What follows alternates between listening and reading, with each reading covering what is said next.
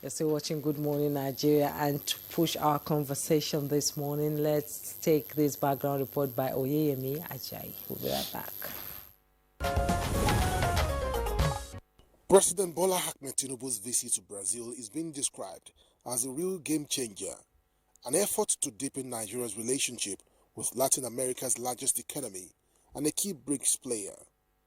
For many, this trip wasn't just another state visit. It's seen as part of a bigger push to diversify Nigeria's economy by building stronger global partnerships. The two-day state visit came at the invitation of President Luiz Inácio Lula da Silva. Beyond the handshakes and photo sessions, the visit carries weighty prospects, opportunities to drive economic growth, open new trade channels, and unlock collaborations in areas that directly impact the lives of Nigerians. While in Brazil, President Tinubu reaffirmed his government's focus on driving development through technology, food, and innovation.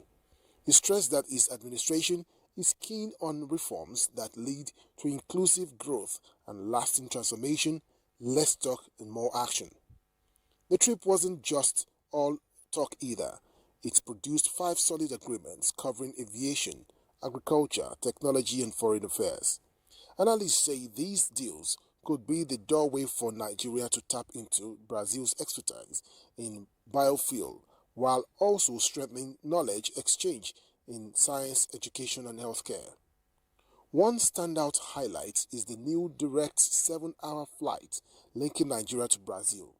That connection isn't just about convenience, it's expected to boost trade and position Nigeria as a natural gateway for West Africans traveling to South America.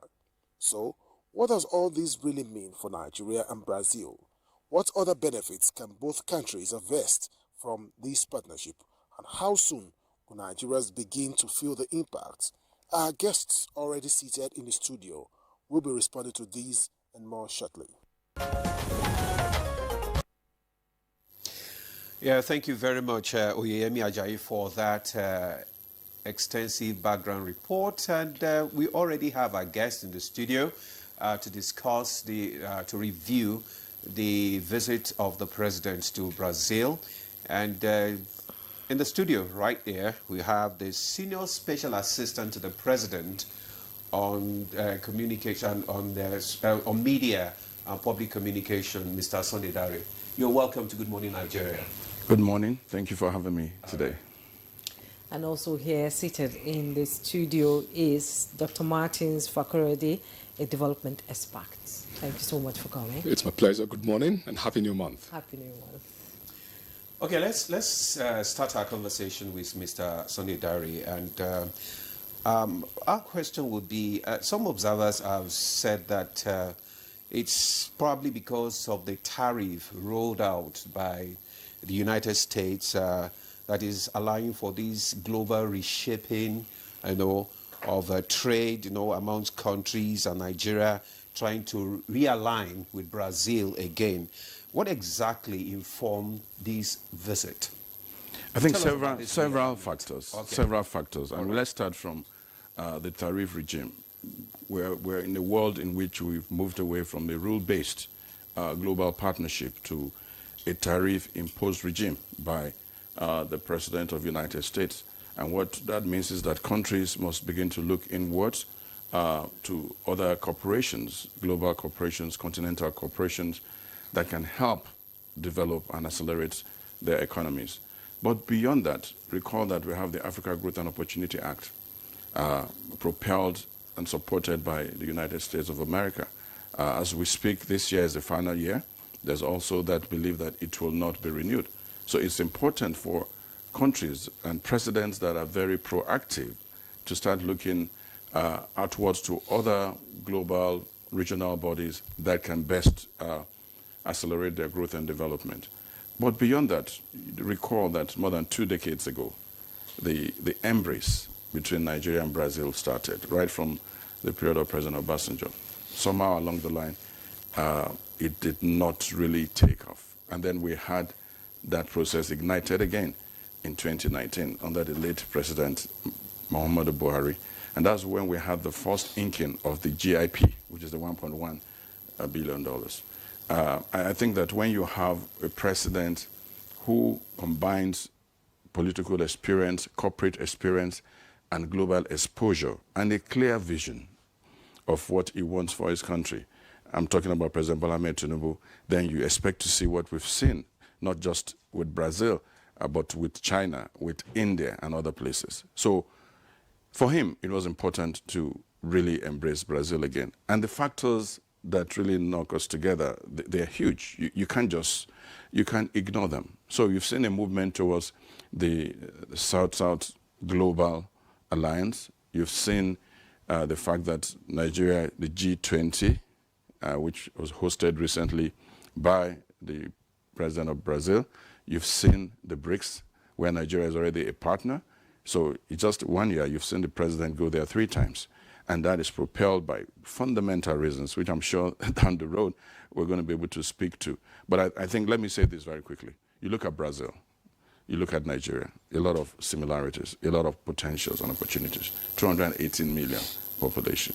Here we have 225 million and still counting. You look at Brazil, vast agricultural lands, massive. Nigeria, vast agricultural lands. Look at Brazil. The cattle herd in Brazil is 238 million, more than the population. Nigeria, we're growing. We have a livestock ministry, very fundamental, unprecedented, set up by this same president. So he's walking the talk, as he's working, recalibrating the economy back home. He's aligning that recalibration with the global realities and seeking partners to work with us. You said that this realignment is as a result of some fundamental factors. What are some of these fundamental factors? Well, like I said, first, you did rightly say the tariff regime.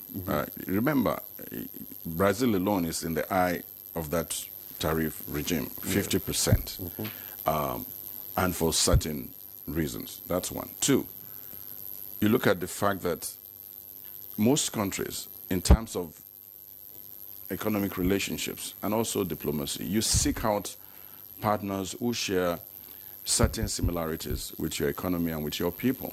For instance, Nigeria's cultural link with Brazil, the transatlantic slave trade, is extremely strong. You have between 5 to 8 million Nigerians in Brazil, in the Bahia region. But beyond that, countries also seek out. You look at petroleum in Nigeria. Remember, Petrobras was here before they went back. One of the biggest dividends of this shuttle diplomacy by President Bola Ahmed Tinubu is the fact that Petrobras is on its way back to Nigeria, and that holds a massive potential. So when are we expecting it to actually Well, the 2 presidents spoke to it. Yeah. They spoke to it directly. Okay. That means it's going to start very soon. Even before the state visit, that conversation has already started. Okay. But also, again, President Bola Ahmed Tinubu is briefed on virtually all that's happening. And he understands clearly that AGOA is coming to an end. And it's important that we align with certain other bodies that will protect our interests. But let me also add what is important. We talked about G20, but we talked about BRICS. I think BRICS remains, I won't call it a challenge to the hegemony of the United States, but rather I will see it as a new South-South, global South cooperation, which had been there but lame. But now the global South has woken up. On the African continent, Nigeria has one of the largest economies. In South America today, in South America today, Brazil is actually the largest economy. So when you have these 2 partners together, they can leverage not only on their strengths, but also on their weaknesses. But again, the potentials for our country in this relationship is massive. Like President Bola Ahmed Tinubu said at the press briefing, he said this country is in a moment of bold endeavors. Reforms at home, but also a new, robust, forward-looking and dynamic international relation, which is buoyed by economic interest that benefits us back at home. All right. Thank you. You might. Okay, let's bring in Dr. Martins into this conversation now. In your opinion, what is the most significant outcome of President Tinubu's visit to Brazil? He has gone there, this is the 3rd time. What is the difference between the 2 visits and this particular visit in the area of economic policies? It is that Mr. President is actually walking the talk right now, because it's all been all talks, BRICS meetings and the conferences at the G20. They've been talking about it, but at this particular meeting, Mr. President and the team, the delegation, actually walk the talk to ensure that the various aspects of economies between Nigeria and Brazil, as enunciated by Chief Dari, has been put to practice, practicalizing, all the discussions earlier in the areas of agriculture. You cannot take mechanized agriculture away from Brazil. They are unique worldwide in every ramification. And Nigeria has, over 70% of arable land. So we need to learn from it. We need to appreciate Mr. President Bola Tinubu GCFR for having presented and delivered about 10,000 tractors right here on ground in Nigeria. They're oncoming. The first 2,000 has been delivered. And also about 25,000 farming implements, to boost agriculture in Nigeria. The Bank of Industry has been revitalized with about 1.5 trillion, and these are areas we're looking at in terms of agriculture, promoting food security in Nigeria. Other areas also, technology. Brazil also strong in South America in the area of technology. And our youth in Nigeria, over 70% of the demography of Nigeria's youth, are quite upbeat, intelligent, very strong, and are willing, capable, ready. They know it, the area of technology. So when Brazil's technology is brought to bear on Nigeria, our youth take advantage of that, and Nigeria shall be the better for it. Other aspects of development, is there to look at. How about the skills development? Because no development in itself can actually be sustainable without capacity building. So that is why we understand that on the sidelines of the conference in Brazil, there was discussion with Brazilian agency on skills development, the SENAI agency, and they are interested in training Nigerian trainers. When you train the trainers come back home and then build the capacity of Nigerians, both in the public sector, in the corporate sector, the upstarts, and of course entrepreneurs. So at the end of the day, our GDP shall rise, and the effect of subsidy removal that we're experiencing gradually and surely shall be ameliorated, and Nigeria's economy will improve.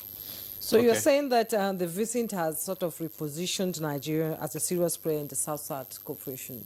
Definitely. Okay. No doubt about it. And you mentioned the youths. Absolutely.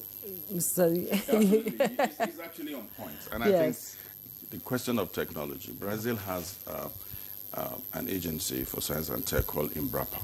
Embrapa is quite popular because of its technological depth and reach.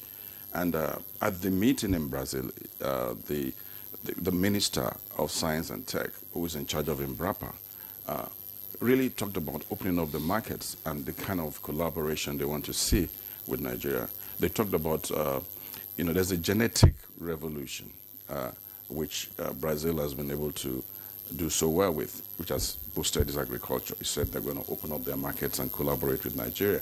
There's also the aspect of pest control technology. And you know what pest does to vast agricultural production. They are experts in that area. They're opening up support and collaboration for us in that aspect. There's the Brazilian apple. They want to see that the Brazilian apple finds a market in Nigeria, but also we find a way of making sure that the seedlings are here and we can plant. So technology is important, and skills. You're talking about SENA. We saw a lot of meetings on the sidelines. We also saw the Brazil-Nigerian Forum, where we had over 7 ministers from Nigeria. The CBN governor participated actively. The coordinating minister of the economy was there. The minister of trade and investment, who really played a part. And we saw back-to-back panels, really drilling down on specifics. Agriculture was big, skills for our youth was big, technological transfer was big. But I think one of the biggest ticketed item, which I think we must talk about now, is the BASA arrangement. That is the open skies between Nigeria and Brazil. Unprecedented. Yeah. For that to happen, you need men on both sides who have vision, who have boldness, and who have clarity of mind about where they're taking their countries. You have President Bola Tinubu, who is bent on, following that critical path that will lead Nigeria to a destination that is desirable economically and also politically. So when you see the BASA arrangement with Air Peace, direct flight, when we traveled, we spent about 19 to 21 hours. And when we returned, I came on that maiden flight that returned. It took us just exactly 8 hours across the Atlantic. You've broken down barriers. You're spending, you're turning Nigeria into a hub. The potentials are There's no transit. It's a direct flight. It's a direct flight. And then Nigeria becomes a hub. If you want to go to Chile, Israel, and a couple of other countries, you come here. And then you have interlining when they get to Brazil. Air Peace and other airlines will work together. It's a new possibility. We've never seen that before, and there's a lot of excitement and expectations. There is a lot of excitement and expectation and new possibilities. But most times when we have the president visit other countries for bilateral relations development and like this, the problem that we normally have is the follow through.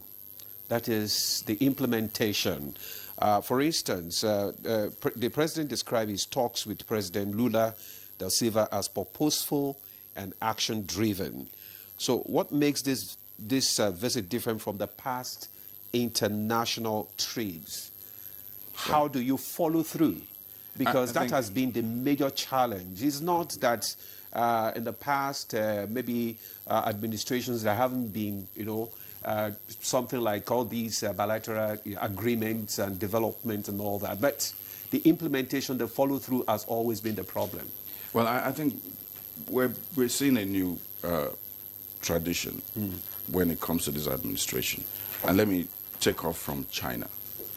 When the president in the first year went to China, we saw how robust that engagement was. But we also saw that upon return, the president received the report, and barely 2 months after his return, what happened? He appointed someone, an experienced technocrat from the private sector, Mr. Tegbe, to the China desk to be fully in charge. Because you look at the massive engagements we have with China, road construction, hospitals, railways. It's just, so you see that tradition on the part of the president, paying close attention and activating the levers of government necessary to move that on. That is going on. I would think by extension, the entire Asian region will be coordinated through that desk. Now, you look at Brazil. As we speak, I know that there's a binational commission or committee that was set up. And what is the nature of that binational commission? What will happen is that you will have key ministers manning the key ministries, about 5 or 6 of them, based on the MOU. And then you also have private sector leaders in those key sectors, agriculture, aviation, come together to be part of the binational commission. If it happens on the part of Nigeria, the same thing happens on the part of Brazil. And their work is to track the agreements and the MOU and report back on a constant basis. I think that is a process that I know President Bola Tinubu is already considering, and that's what has happened in the past when you had such meetings and with countries and engagement. The binational commission comes in as a committee. They serve as, they track the problems, they track the progresses, they report to post-presidents, and things move quickly. So under this precedent, we're seeing a departure from there, a total departure. A total departure? Yeah, from what happened in the past, that this we tore. No, this is not going to tore. We're going to stay on top of it every step of the way. Okay, so 5 MOUs were signed. 5 MOUs were signed. So how can this now translate, into real economic opportunities for the ordinary Nigerian? So there's a translation. The first translation is the BASA agreement activated, and then we've had the first maiden flight. As we speak, I think from November, there will be 3 flights from Lagos to Brazil. Already, that is activated. You can say that, right? And then you look at the possibilities in terms of trade and investment, in terms of tourism, cultural exchange, in terms of turning Nigeria into a hub, for airlines, in terms of the interlining opportunities that comes. That's one. 2, the GIP already has taking off, the $1.1 billion. The Brazilian team was here several months. In March this year, they signed a couple of other agreements, which is a follow-up, from what happened in 2019, 6 years down the road. It took a President Bola Tinubu to get that activated because he clearly understood the importance of that. But tied to that is the fact that you're looking at the 10,000 tractors have come. We're looking at 100,000 tractors in that deal that's coming. We're looking at about 50,000 farming implements. We're looking at job creation, direct job creation of about 5 million and indirect job creation. So that support is going. Then you look at livestock. The livestock minister was also in Brazil. We have a livestock ministry. The partnerships are already going on at that level. You see, sometimes there's an immediate stage, which we want to call the short term, and then there's the long term. I think that the takeoff matters. It's just like a flight, an aircraft. If your takeoff isn't right, your flight won't be smooth. And I think that right now, under President Bola Tinubu, I haven't pressed that button. We've seen the takeoff, not just in aviation. We've seen the takeoff in technological transfer because of the meetings that held. We had all the heads of agencies there, SMID and Naseni. They were there. They were at work. The president actually gave them a mandate to make sure you get this started. So the takeoff is nice. And with the Binational Commission, we have a tracking system, and the impacts will come by and by. Okay, tell us some of these long-term and short-term agreements which you talked about, because before I go to Dr. Fakorede, because I want him to speak on how all these agreements will actually spark the kind of transformation that we so desire in this country. But Mr. Dari. Well, I think what I was saying that time is that for all agreements or MOUs, when it comes to its implementation, you should expect that it's going to take time. There will be timelines, there will be deliverables, and some of those deliverables will come in the short term. And some, so it's inherent in every agreement and every memorandum of understanding. And I've tried to point out some of the gains we're seeing even from the BASA agreement. When it comes to farming, that also is dependent on the farming season. That's also dependent on the fact that that meeting in Brazil, those meetings had to hold to get it started. So generally, the skills we're talking about, we know that Smidan, Naseni will start very soon. In a few months, we'll start to see that partnership grow. Okay, Dr. Fakorede, let's look at the potential economic benefits now and what we are likely going to derive from the agreements signed with Brazil, particularly in terms of trade, investment, and technology transfer. How do you think will spark, all these agreements will spark the transformation that we so desire in this country? We so desire this agreement, and the content for it to be put to practice is really has been a major concern in the past. But currently, you look at the person at the helm of affairs and the team being put together. It has to do with the seriousness of purpose of Mr. President currently. So as development experts, colleagues and I, we have every confidence that in every aspect of the agreement signed, be it in the area of agriculture, the BASA agreement of aviation, the skills development arrangement, and the GIP, which is Green Initiative that will actually, propel Nigeria economically. Let's take the agriculture, the area of development in the nomadic challenges we have in Nigeria. We're talking about the so-called herders and farmers clashes, which have been so terrible, barbaric, and has criminal content in it. You find people moving cattle from wherever down south looking for water, which they have every right to, because every living organism desires to survive. So our cattle need to get water and drink. But along the line, you find incursions onto the farms of people, and those farms ought not to be disturbed, as the case may be. So impatience became the order of the day, and we begin to see clashes. The immediate past administration suggested the Ruga, policy, and Ruga is just another name for ranching. in Brazil, in Argentina, in South Carolina, in Texas, the world over, where they have cattle as one of their mainstay, local agriculture, you find ranching, being the policy, practical, on ground, whereas you warehouse these cattle in a specific environment, provide the water they will take within, and then make sure that you fatten those cattle. And when they now, when you milk them, what comes out of them, protein, comes of good quality.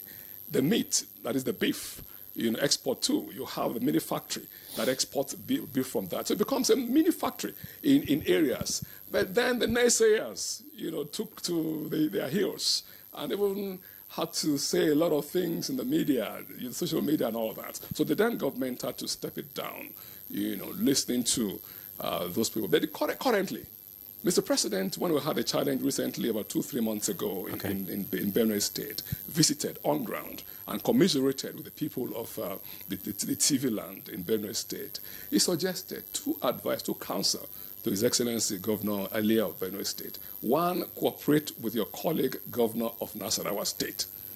Let there be that interstate cooperation in the area of security. Okay. We don't war with jaw. We come to the round table and discuss and find strategic ways to ameliorate our challenges, especially when insecurity is repeatedly being daunting, in the state. The second counsel is give me land and let me, my government, establish ranch for these cattle and the breeders.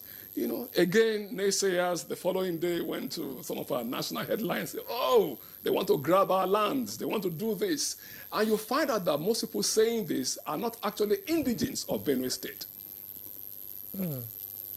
It's so unfortunate.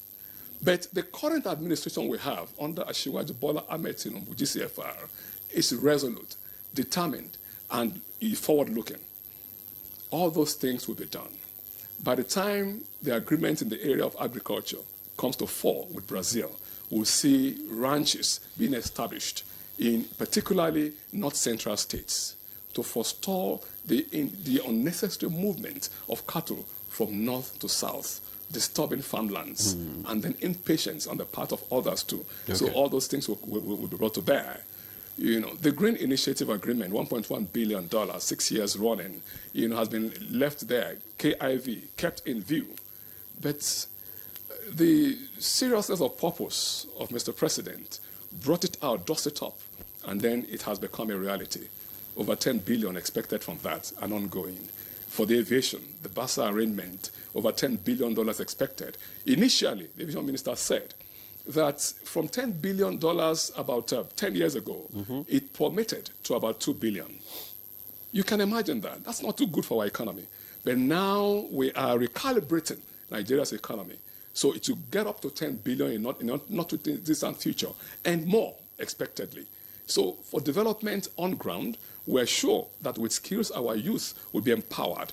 With skills, our public service sector will also be calibrated in terms of knowledge update for them to deliver based on policies of government that carrying them out.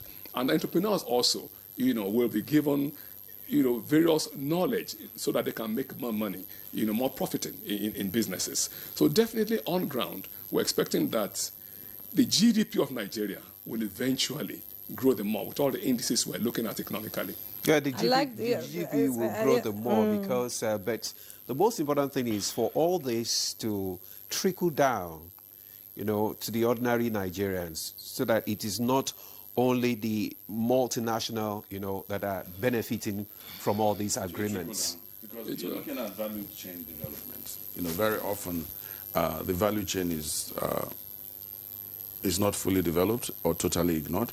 If you look at what we have in terms of the agricultural arrangements under the GIP, mechanized agriculture, Brazil has over 3 million smallholds that they've helped to just increase their agricultural potential alongside the mechanization that has taken place. So there's an inbuilt value development when it comes to livestock, when it comes to other products. Brazil, of course, produces sugar, they produce coffee, soya beans, and we're great in these areas too. And we're borrowing from their technology, where they have become world producers.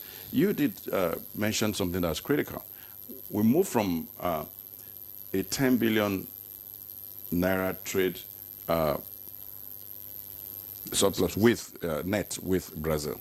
It plummeted to less than 2 billion. Yeah. The two presidents have committed to say in the next 1 year or two, that will go up to 3.5, and over time, they will push it back to. And the question you want to interrogate is, why did it go down from $10 billion to as low as 2? It's because we basically walked away from the necessary partnerships. We walked away from the benefits of relating, leveraging on what we can get from Brazil. So when you have a president, President Bola Ahmed Tinubu, who has been able to realize this, but beyond just that realization, is taking bold steps to make sure that we get plugged in. And I think that's very important. I know you keep saying, when will it trickle down? Beyond the BASA, like I said, this will trickle down eventually. Our farmers will benefit. We'll have an increase in smallholds. We have the farming implements, mechanization. Mechanization has always been the bane of Nigeria's agriculture. And where is the best place to go? It's Brazil, because they've had that experience. Globally, they are recognized for their agricultural revolution. And we're not reinventing the wheel. We're saying, how did you succeed? What did you use to succeed? We're just doing exactly that. And that's what you get from leaders that have vision. Okay. Jumai. Yes, leaders that have vision. I like the fact that Dr. Martin said that the seriousness of purpose of President Bola Ahmed Tinubu is coming to the fore now. Let's talk about something that is very important, one of the high points of the Brazil visit, and that's the Petrobras Brazil, oil giant that is set to return to Nigeria after 5 years. And I would like you to tell us what it means for Nigeria's energy sector, and also the reasons that Petrobras left Nigeria. Have they been resolved? I think to a large extent, the fact that we have Petrobras right now on the table, Petrobras is being discussed. The two presidents, President Lula da Silva of Brazil and President Bola Ahmed Tinubu of Nigeria, have spoken very openly. And like the president said, look, why is Petrobras not back in Nigeria? Whatever the issues are, we'll resolve them. President Lula da Silva said the same thing. Whatever the issues are, whatever is outstanding, he believes they are resolved. But if there are any other issues outstanding, now the commitment of these two presidents, whatever the problems have been, certainly that's over with. You look at the issue of Petrobras, just like the NNPC, in charge of large oil reserves. President Bola Ahmed Tinubu spoke about our gas potentials, which is globally known. Petrobras comes in with their experience, their technology, their control of the market. And you look at NNPC too. So both NNPC and Petrobras can leverage when it comes to the technical aspects, but also when it comes to markets. Of course, they're all part of OPEC, but we also know the politics that play within. It's always good when you have a partner from the global south who is always at the table with you. As Nigeria supports Brazil, NNPC, we also have support coming from Petrobras. Will it also be an opportunity for Nigerian engineers and oil experts to get jobs? Because we see... Yeah, that's the technical aspect of it. Yes, So the technical aspect. changed. Will Nigerians be fully involved in Petrobras coming back into this country? Well, will it be an opportunity for Nigerians to get jobs with Petrobras? Or are they coming with their expertise without the involvement of Nigerians? No, I believe so. This relationship we're talking about is symbiotic. Okay. It's not submissive. That's one. The technical details of that return, I am not in that position because I know that the leaders in our oil industry will sit and work out the technical details. But you see, even from the industry and across the country, there's an excitement in seeing Petrobras come back. And I think that they will sit and work out the details of that. Okay, Dr. Martins, how will, might this affect foreign investment confidence in Nigeria's extractive industry, which is huge? It's quite huge. In the first instance, the idea of Petrobras and the industry, the oil and gas industry in itself. Our refineries, has now been reported that we are taking the NUPRC, that is the agencies have the responsibility for upstream and downstream regulation, they have reported recently that they are now seeing more oil, more petroleum being refined than the future, than the past. It is not as if we have not been refining in that capacity, but it's just because there has not been integrity of purpose. There has not been openness. A lot of, people, should I say, men, third, how do you call them now? Those who are non-state actors. Yes, they have been doing a lot behind the scene with that, enriching themselves with our common good. But currently, because of the openness and transparency of the current administration, the development industry has seen that is now being reported that for the first time in about a decade, Nigeria has met up with the OPEC quota and more gradually. So we are here. We come home to roast. Besides oil and gas, to which that would be beneficial to the industry, you know that oil in itself forms a large part of our earnings in Nigeria. More money for government, more deliverables of the dividends of democracy to the people of Nigeria. In the area of agriculture, by the time such thousands of tractors start rolling in our 774 local government areas, it has direct impact on our farmers and direct impact on our agricultural farming yields, which will gradually and surely bring down prices of agricultural commodities. We've seen currently that the price of bag of rice, 50 kg, has come down, and gradually so, from about 120,000 to 75,000, 65,000 naira, and it's coming down gradually, save for beans, save for gari, staples, So by the time all these agreements come, to bear, to fall, you will now see that Nigeria will come back to the glory days of affordability for everybody, and jobs will be created for our people. Technology for everybody who has a knack for it. Nigerians are ready. We are intelligent. We are about the most intelligent, naturally intelligent human beings created on earth. No set of other citizenry has our natural intelligence. My grandmother didn't go to school, but when I was in primary school, Lagos, she started selling charcoal in a little bowl. And by the time I got to primary 5 and 6, she started selling bags of charcoal and firewood. A gentleman will come from Ghana every month to, help her with that. And my grandfather also was in the railways, took the railway from Ido down to Ibadan, and was honored, as the case may be. So Nigerians, we are quite crassly intelligent. Yeah, and once the opportunities are there for us, yes, as President Tinubu has been given to us right now, we're sure that Nigeria will kick off again. That's true. We want to remind our guests, our viewers, that the phone lines are open. You can send in your messages, your questions to the guests here in the studio if you want to know more about President Tinubu's visit to Brazil and the outcomes. We'll be expecting your text messages so that we can read it to our guests here in the studio. Okay, Dr. Fakorede, Nigerians are ready. We are intelligent. We are hardworking. And the major problem has always been that of leadership. That is what people say. That the major problem has always been that of leadership. So how do we realign to achieve all this that you have, highlighted? You see, leaders do not come from the oblivion. They come from the lead. Those who we vote for do not come from another clime. We are all from Nigeria.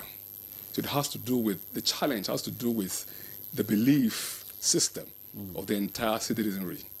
I've always said, and I'll keep saying, that two pivotal stands upon which Nigeria's sustainable development can be attained will be for us to orientate and keep reorientating and imbibing ourselves to put to practice integrity and patriotism. If we're integrous and do the things right, say the right thing and do the right thing, it shall be well with us. You cannot have good leadership from a bad people. Neither can you have bad leadership from good people. But currently, as we speak, a departure from the past is in the fall. The current set of Nigerian leaders are doing what they ought to do as leaders who have the love of the citizenry at heart. When Mr. President took over a little bit above 2 years ago, we knew the state of the economy of Nigeria. And he said to us subsidy on oil will be removed. But I understand that there will be pains. Without pains, there cannot be any gain. We're passing through the pains, and gradually the pains are easing. So let us understand as a people and have our eyes on the ball that these agreements, these practicality of the contents of such trade agreements. Let's take, for instance, the solid mineral deposit that we have. The ministry in charge has brought to bear, a factory and many more. Somewhere between Nasarawa, between Abuja, and Nasarawa, Waru, Wasa and Nasarawa State, over $20 billion investment. Majority of workers there, over 90%, are Nigerians. Besides those that are being paid salaries, we have who we call who are artisans, artisanal miners. That is those who, on their own accord, will say, these solid minerals are in my father's compound, so let me also mine them. The Ministry of Solid Mineral Deposit has put them together in an association, so that they can continue to do their work, being profiled without let, so that criminals will not come among them. When they make all these things, and eventually by 2026, January 1st, they start making over 50 million naira, then they are liable to be paying gradual tax, to government. So these are part of the many direct impact that the policies of government is having already on Nigerians. It's a renewed hope. It is a renewed hope. I like the fact that my colleague is saying implementation is key, and everything sort of stops in the center. Mr. Dari, how are the subnationals now keen into this vision of President Bola Ahmed Tinubu? I'm sure some of them traveled with you to Brazil. Yes, we had a number of governors. We had the governor of Niger State. We have the governor of Kaduna State. The former governor. The former governor, who spoke extensively. First, he came with his team and signed a skills development agreement for Kaduna State. But also, one of the greatest successes we've had when it comes to agriculture and when it comes to taming the insecurity in the country is from the Kaduna zone. When you look at the Birnin-Gwari stretch, which is a major grains area for the entire north and the country. Over time, because the insecurity has been tamed, we have evidence, interviews, eyewitness accounts. These farmers are now millionaires and billionaires. They are able to stay on their farms. They're able to produce and sell.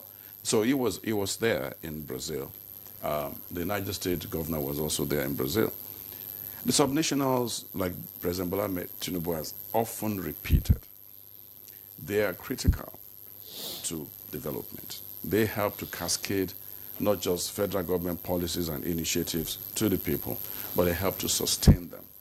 No matter how brilliant a federal government policy is, by the nature of our structure as a federation, you need the subnationals. Then, once the subnationals are activated and they perform very well, it cascades down to the local governments. If the local governments function properly, it cascades down to the wards. And then you have the bottom up. And you see a president who has returned firmly to a bottom-up development. When 3 weeks ago, in a very surprising manner, he decided to really attend the NEC meeting, which is chaired by the vice president. It was because he had a powerful message to deliver. It was at that NEC meeting that he called on the subnationals. We need you to partner more. And he announced the Renewed Hope Ward Development Program. Okay. Yeah, which targets the wards, about 9,980 wards, saying that they should create 1,000, work with 1,000 entrepreneurs. That's a bottom-up development. And for me, I think that's going to be major when it comes to looking at the performance of the subnationals, but also empowering our people for the Renewed Hope agenda. Okay, let's look at the diplomatic objective of this visit now. And talking about the significance of this realignment with Brazil in reshaping Nigeria's global image, especially in light of the U.S. trade tariff driving new partnership. What are the diplomatic advantage for Nigeria? I think when you look at the MOU signed, for me as a student of international relations, in a long time I've not seen two countries come up to sign some kind of international relations agreement to improve diplomatic relations. Emphatically, that was one of the MOUs signed. And for me, that is significant. Okay. It also speaks to the fact that whatever has existed before was a bit superficial. Bringing out an MOU in that respect means that you want to really deepen, you want to drill down. Because oftentimes we operate diplomacy at the level of political exchange. It doesn't drill down into, the economic partnership, social, cultural. And, it also derives from the fact that between Nigeria and Brazil, quite a number of similarities. The cultural affinity is massive. The areas of potential and collaboration are quite many and diverse. It might interest you to know that Brazil's GDP is also at 3 point something, and trying to get up there. The same point we are at this point. It might also interest you that in 40 years, Brazil had not reviewed its tax system. And now they have a new tax regime that kicks in January 2027 or 2026 or thereabouts. Okay. 2027. Now, come back home.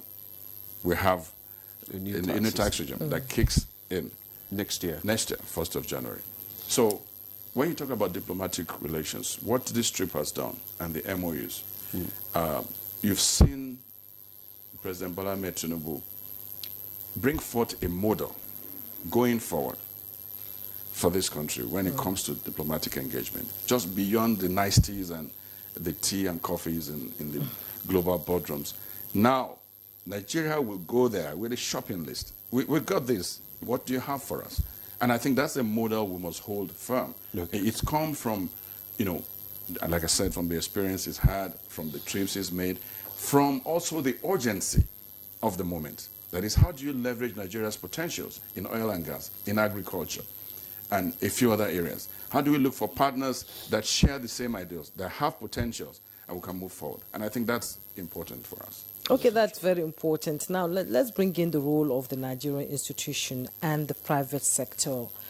How will they play the role they will play to ensure that agreements don't just remain on paper? Because government alone can't do it. We need the private sector to come into so that implementation is key, whether we like it or not. And that is the problem we have in Nigeria. So the Nigerian institutions and the private sector, the role they play will go a long way in ensuring that the MOU signed by President Bola Ahmed Tinubu and Brazil will manifest. It certainly will. We've talked about seriousness of purpose of Mr. President. And he's here. We're together in this environment. I ask this because I believe a lot of private sector people went with the president on this trip. Yes, absolutely. Okay. So the same charge goes to the private sector. Okay. The manufacturers from Nigeria, MAN, and the NASIMA, they are the organized private sector in Nigeria, to institutions, and we speak to them to take advantage of the content of all these trade agreements. In the first instance, locally, if you have a factory in Nigeria and you want to recalibrate your industry, verifiably so, you can approach the Central Bank of Nigeria and access 1 billion naira, single-digit repayment. You understand? It's ongoing in country. Added to this effort of Mr. President, who is Nigeria's #1 ambassador to the world, especially in the area of foreign direct investment inflow into the country. So we want to encourage our manufacturers, our business people, to read the content of the agreement. They are available in the public space. Just click. And if you can't find it, go to the respective Ministry of Trade Investment. Go to the Trade Department of Ministry of Foreign Affairs. Go to the Presidency, Essay on Trade. Come to Chief Dari. You will get all this content if you're serious and you're responsible. And you have, proven evidence that you're a true business person, especially in the industrial sector, manufacturing, which we dearly need to recalibrate and develop. So it has to do with you in person, as the manufacturer, as the industrialist, to be serious, just as Mr. President and his team are serious, to bring to bear the content of this agreement so that you can benefit from same. And I think the idea of the binational commission or the committee that will have the private sector people in those key areas and also the ministers, the key ministers, in those key sectors. This trip, did you go with some of the, our industrialists, people in the commercial? Are you collaborating with them? Absolutely. From oil and gas, we had Dr. Adeshina of Sahara Energy. From aviation, apart from Air Peace, we also had the Calverton, but they was there, and a couple of others. We also had the NGX and the SEC. They were there. Quite a number of them were there, and because they were mostly also part of the high-level side meetings that held for those 2 days. In fact, some of them had arrived the country much earlier. I saw about 4 commissioners from Delta State, and I think was it on probably about a few days ago, Friday or Saturday, Delta State actually had a massive engagement in Brazil, trying to explore areas of partnership when it comes to the economy. That's just a state on its own. You had the Kaduna State governor there, you had the Niger State governor there, and I think that a couple of other governors will compare notes with these ones and see the reason.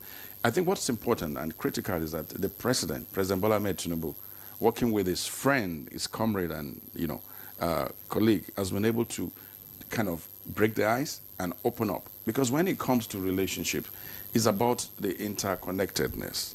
Having a 21-hour trip turned to 7 or 8 hours is significant.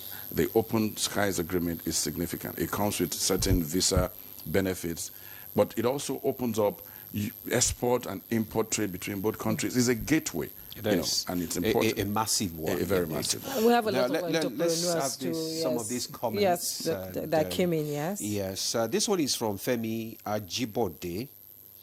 He says, President Tinubu is the God-sent leader to Nigeria at this time. The Lord will strengthen him and keep him for these great works he's doing. Please, sir, don't just be distracted. Remain focused, and we shall all get there.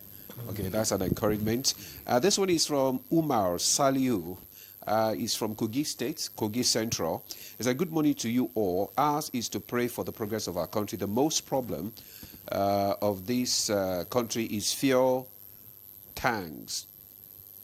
To our president, is it trying to put things in order? We pray for it. Okay, trying to solve is talking about solving the fuel situation in the country. So we pray for his long life and prosperity. Do you have some? Yeah, I have some, and I have some from Arabica in Paul. He's writing in from Life Camp, Abuja. He said, the state visit by the president is worth the effort, especially the direct flight from Brazil to Nigeria. My own take is, how does Nigeria gain from bilateral agreement beyond the paperwork? And Audu said, good morning. Please, what is the government doing to bring down the cost of fertilizer and other farm inputs? Mr. Sunday. Yeah, I think the first part of that question, we've dealt with it, going beyond the paperwork. We've been able to really break down what the impact will be in the short run and in the long run. And the fact that the value chain that is developed between both countries creates jobs, adds value to whatever we produce in this country. The second part of it, the cost of fertilizer. We know that two critical inputs for agricultural production. First is the fertilizer, but also the seeds. And part of the agreement we had when it comes to the agricultural sector is the genetic technology that will be transferred.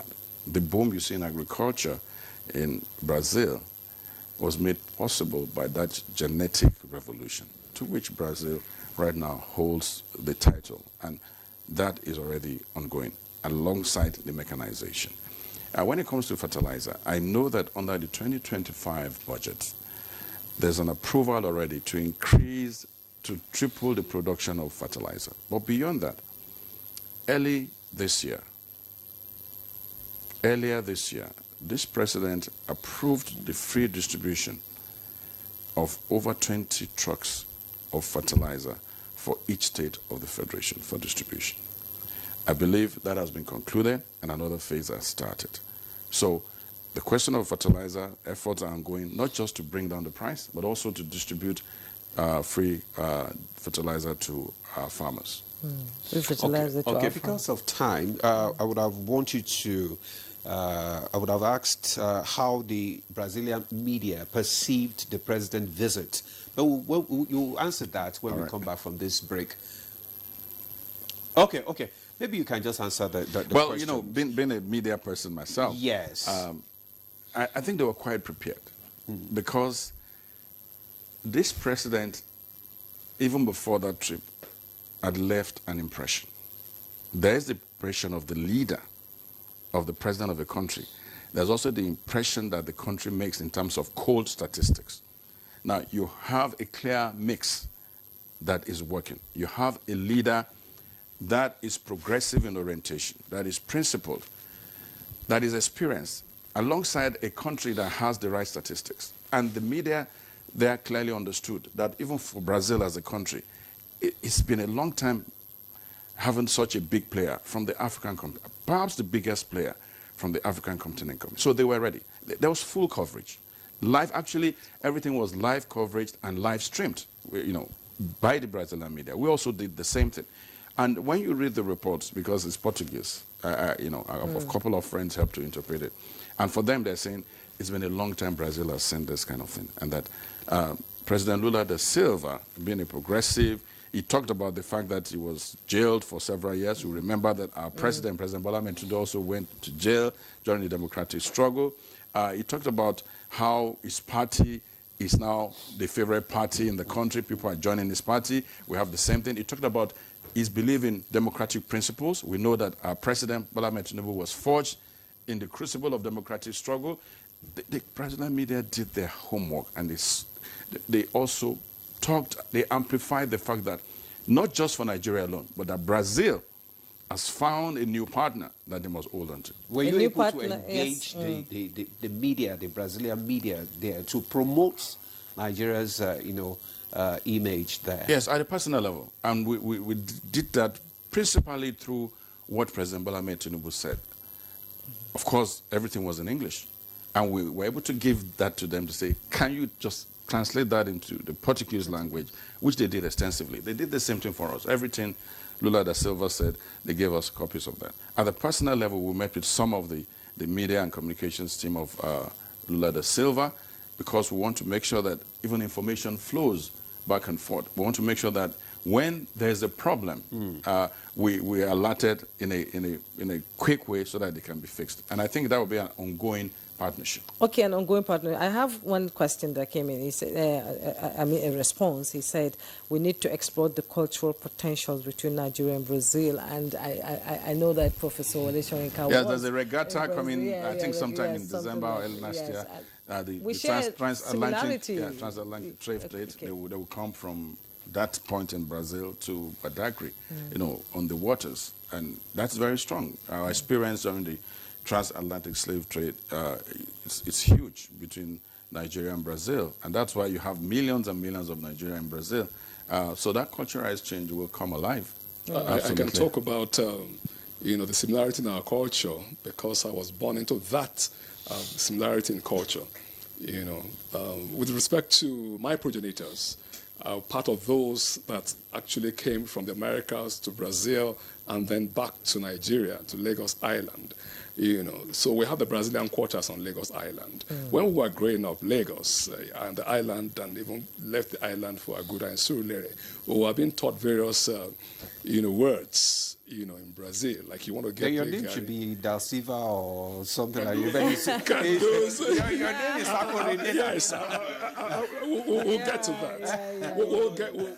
Exactly. We'll get to that. The Caxton Martins, as the case may be, we're part of the Brazilian, in quarters. My grandfather, that was in the railways engineer, took the train as he would team through Ibadan. And then the Olubadan then said, okay, you, Yebo Lobi, Ifakoede, that is the Almighty God brought you here. So, Mr. Sunday, we're quiet in terms of relations in the cultural differences, cultural relations between Brazil and Nigeria, particularly where we hail from. Yes, and we heard that Sunday Dari, Media and Public Communications Senior Special Assistant to the President, will be leaving us now. You have another engagement to go to. But thank you so much for coming. Thank you for having me. Appreciate your contribution in this conversation. Thank you very much. Thank you so much. We'll take a break now. When we return, our conversation will continue. Thanks for staying with us. You're still on to Good Morning Nigeria on the network service of the NTA. And discussion is still on the, we are reviewing the visit of President Bola Tinubu to Brazil. And joining us via Zoom now is the Honorable Minister of State for Agriculture and Food Security. That's we're talking about Senator Abdullahi. No, I'm talking about Sabi. Honorable Minister, you're welcome. Thank you very much. I can see you are trying to look at what name to call me. Senator Ali Sabi. We got, it's unusual for you to join via Zoom. We always have you in the studio today. So that's why I'm a bit confused. Is it the same Honorable Minister of State for Agriculture that I wanted to speak with this morning? So it's good to have you join us via Zoom. Good morning. So we're looking at the visit, we're reviewing the visit of the President to Brazil. And you were part of the team that visited. Can you give us an elaborate, maybe explanation or what went on concerning agricultural agreement signed between Nigeria and Brazil? Thank you very much for having me. I think kudos goes to our President Bola Tinubu, for his vision and his courage.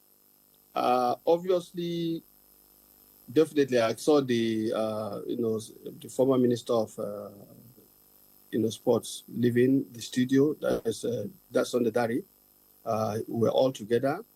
Obviously, it's tried to say that the connection between Nigeria and Brazil is one that is long overdue. And of course, we all know that there was such a connection before, but it got lost. And it takes vision and courage of leadership to bring back such kind of relationship. And I think President Bola Tinubu and his counterpart, Inacio Lula da Silva, have shown clearly that they want the two countries to, coalesce again. And while Brazil is the largest, economy in Latin America, of course, Nigeria is the largest economy in Africa. And if you look at the ocean is just the dividing line between the two countries. So I think it's a very great one. And for me, I'm privileged to be part of this great, team that was there with the president. And we had two discussions. We had the general discussions, which was led by the Minister of Finance and Coordinating Minister of the Economy. And of course, where we had interface between us and the Brazilian ministers.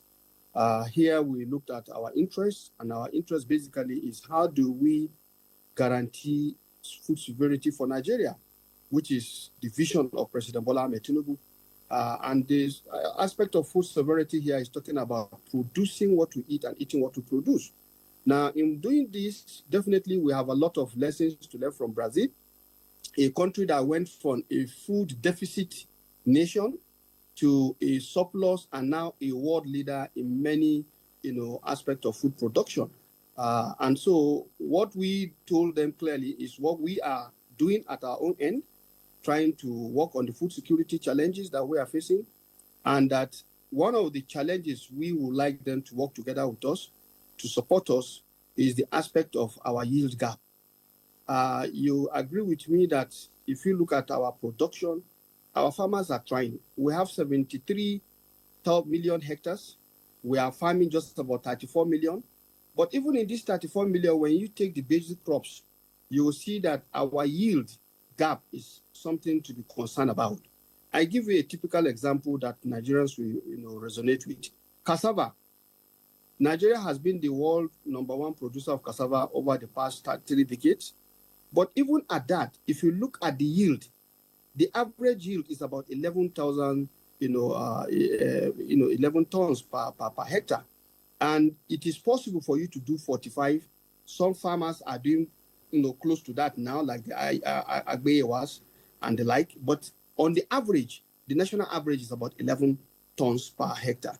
So what we saw with them is that they have a lot of technology and they are able to support their farmers to produce at maximum.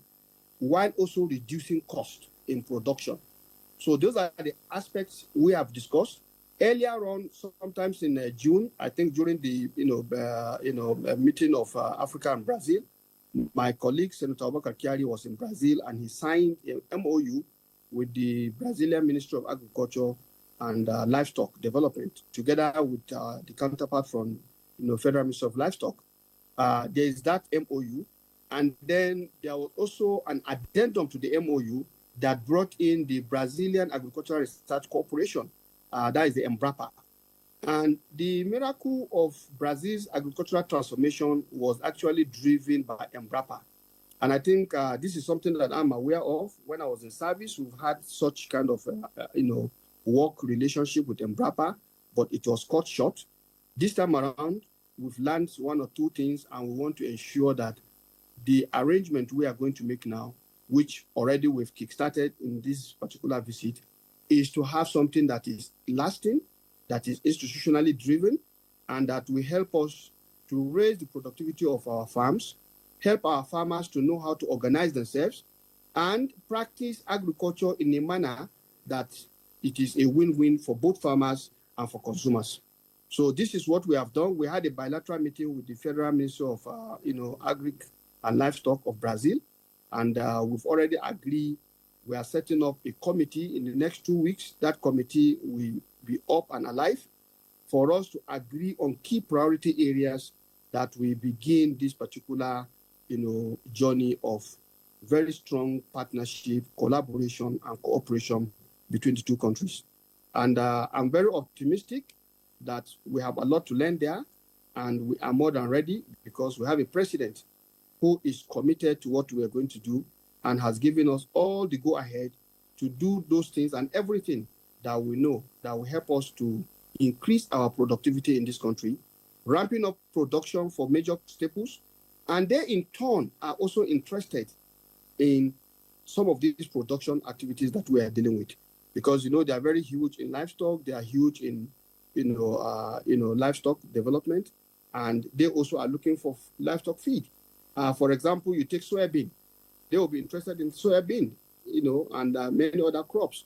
So I think the opportunities are there. Is for us to do the works, and I want to assure you that we are more than ready to do this work. We know what exactly we want, and let me also quickly add here that there are two other components that will be of interest. The issue of soil. Brazil conquered the Cerrados, which is the Guinea savanna of Brazil. They call it the Cerrados, and that is where you will see there was an article in the Times magazine, sometimes in 2010, that talks about miracle of the Cerrado. And all of this is thanks to the fact that they conquered the soil. And you remember that I told you in this same studio on several occasions that we are doing what we call the Farmer Soil Health Scheme. The idea behind this was actually to learn the lessons from the Brazil experience. Because like I said, I was in service earlier, and I knew exactly some of these paths that they have taken. And that was why, upon assumption as Minister of State, I definitely discussed this with my colleague, Senator Abubakar, and we agreed I'm going to drive the National Farmer Soil Health Scheme, which has gone at an advanced stage. And the idea is to allow farmers know exactly the nutrients, status of their farmlands. That way we'll be able to tell them exactly what kind of fertilizer they need and how they are going to apply this fertilizer, more or less preparing the ground for what we call precision agriculture. And I think it is precision agriculture that has helped Brazil to achieve that kind of thing. So we are having that, and they are going to help us to achieve more in terms of the lessons we are going to share together. Now, the other aspect is, how do we get our farmers to be organized? Brazil is using the cooperative movement.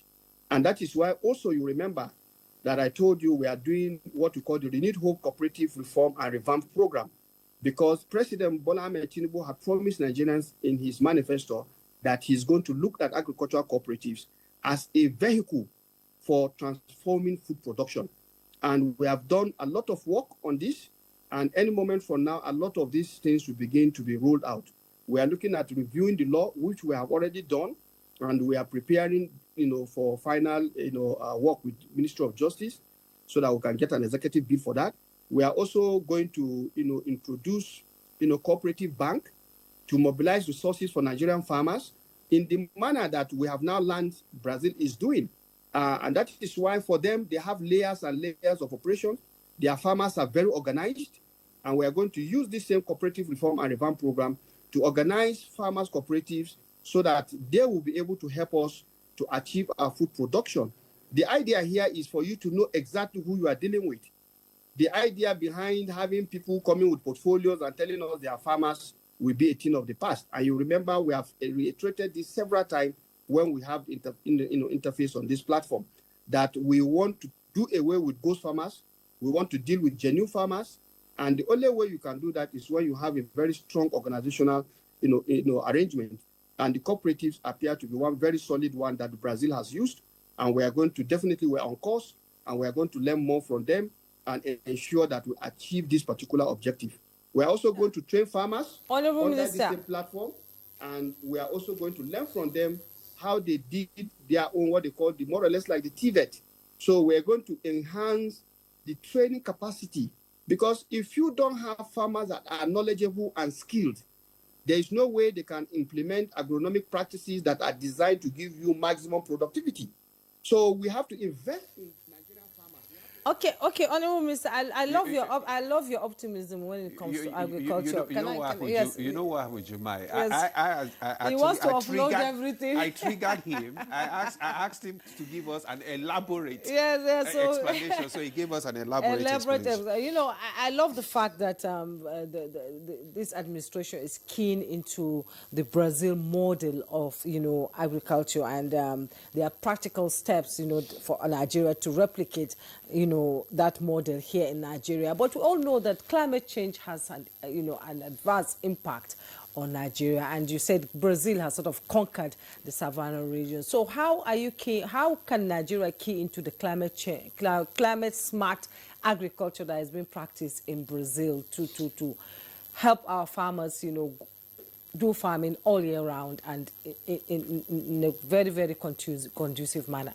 Now, before you answer that, Honorable Minister, let me just read out some of these comments so that you can take everything together.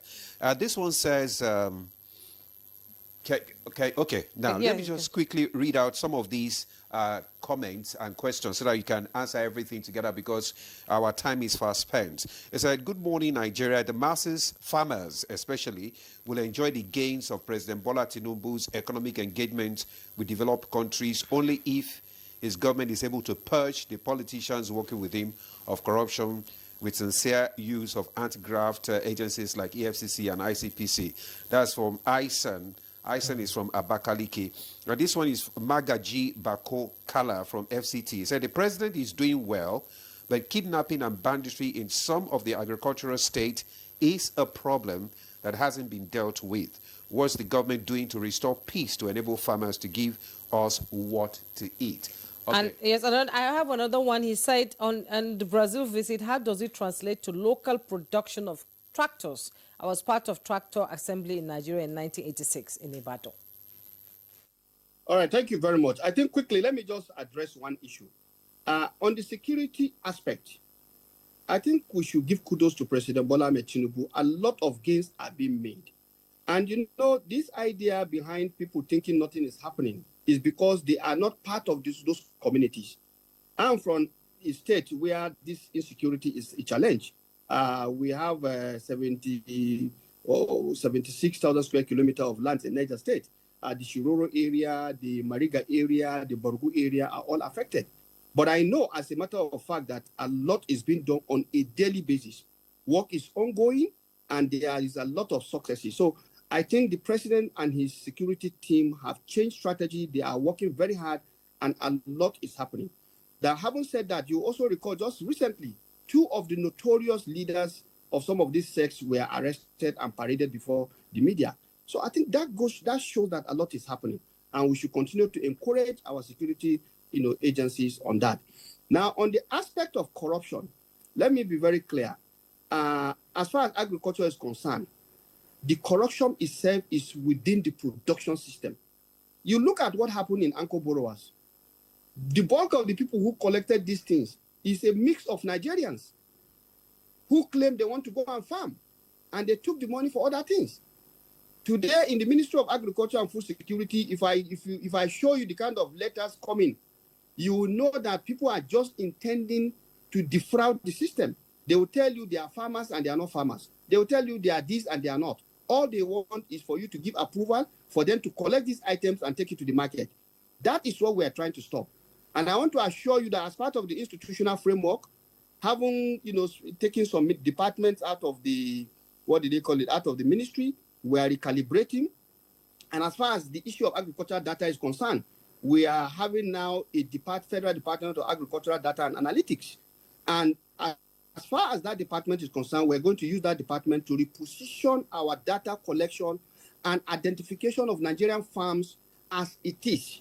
That way we will know who we're dealing with. And that's why I told you the idea behind the cooperatives. In Brazil, they have cooperatives at all levels, and they are well registered. They know what they are doing. They deal with them, and they are trained.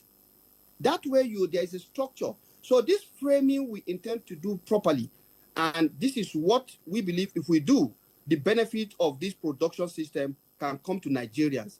The president is committed, and I'm telling you that we in the Federal Ministry of Agriculture, myself and my colleague and brother, distinguished Senator Abubakar Kyari, we are more than committed to this work. We want to ensure that we take this opportunity to transform the system into one that Nigerians will have food that is affordable, while also guaranteeing that farmers can farm and make some profit. That is the balancing. Honorable Minister, on that note, we've run out of time. We've run out of time completely. We have to let you go at this point.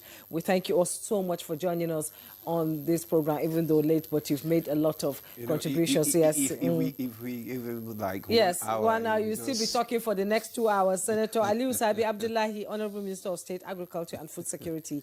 Thank you so much for joining us. We appreciate you. Thank you. And back here in the studio, Dr. Martins Fokorede is still seated. In 30 seconds, how will this visit be remembered by Nigerians? In 30 seconds, yes.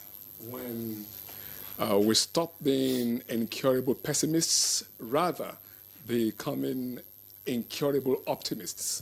It is only not optimism, believing in the seriousness of purpose of such trips that Nigeria will benefit from all this. I love the way you play with words. Thank you so much. Dr. Martins Fokorede, development expert.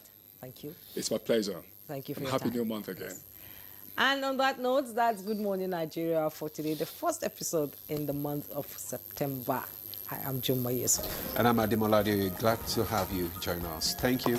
Have a lovely day.